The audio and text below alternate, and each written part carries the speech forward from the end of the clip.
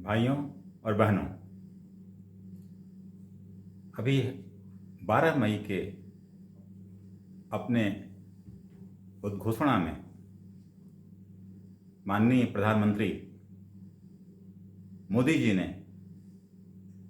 देश को आत्मनिर्भर बनने के लिए प्रेरित किया है। हमें यह संदेश दिया है कि हमें आत्मनिर्भर बनना चाहिए। और जब हम आत्मनिर्भर की बात करते हैं, जो मेरी समझ में आता है, हमारा स्वाभिमान भी इसमें साथ देना चाहिए। हम आत्मनिर्भर तभी बन सकते हैं जब हम स्वाभिमानी हों, देश प्रेमी हों, तभी हम आत्मनिर्भरता की तरफ बढ़ सकते हैं। दोस्तों, इस विषय में मुझे एक बहुत अच्छी कहानी याद आती है। आपको याद होगा, मिखाइल गोर्बाचोव, जो रसिया के यूएसएसआर के प्रेसिडेंट थे 1990 के आसपास, उन्होंने अपनी ऑटोबायोग्राफी में लिखा है, द्वितीय विश्व युद्ध के बाद जापान बहुत खराब स्थिति में पहुंच चुका था। उसकी वित्तीय व्यवस्था बिल्कुल डगमगा गई थी। देश बर्बादी के कगार पर खड़ा था। जापान के ऊपर ढेर सारे सैंक्शन लग चुके थे और उसी के आसपास उसके बाद यूरोप में जब पढ़ाई कर रहे थे, उनके साथ जापान के 2 बच्चे भी पढ़ रहे थे।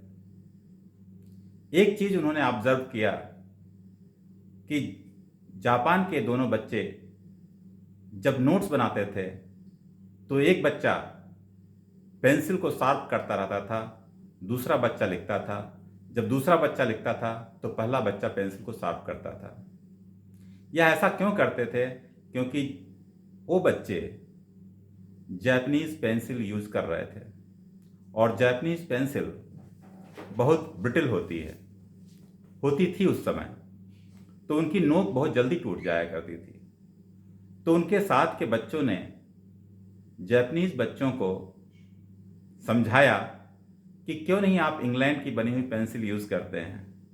अगर आप इंग्लैंड की बनी हुई पेंसिल यूज करेंगे, उसके दाम भी ज़्यादा नहीं हैं और उनकी पेंसिल की नोक मजबूत है, वह टूटती नहीं है। इतना सुनते ही उन दोनों जापानीज बच्चों के आंखों में आंसू आ गए। उन्होंने कहा, आज हमारी पेंसिल कमज़ोर है, हम जानते हैं, लेकिन अगर हम इस पेंसिल को नहीं खरीदेंगे तो और कौन खरीदेगा।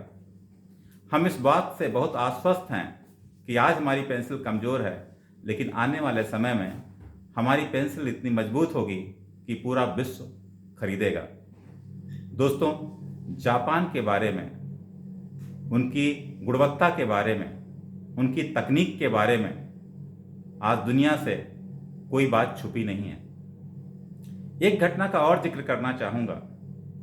आप सभी लोग या हम सभी लोग सोनी कंपनी के बारे में जानते हैं। सोनी कंपनी के चेयरमैन अकियो मोरिता ने अपनी बुक मेड इन जापान में अपनी कंपनी के बारे में लिखा है और उन्होंने उस कंपनी के बारे में लिखते हुए लिखा है, सोनी कंपनी की स्थापना मैंने किसी बड़ी कंपनी को खड़ा करने के लिए नहीं की।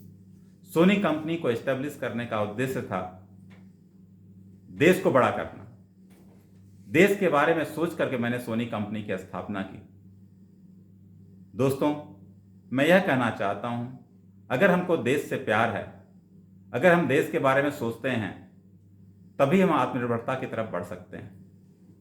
और इसी संदर्भ में मैं एक 2 लाइन कविता कहना चाहता हूं, जो शायद गणेश शंकर विद्यार्थी जी ने लिखी है।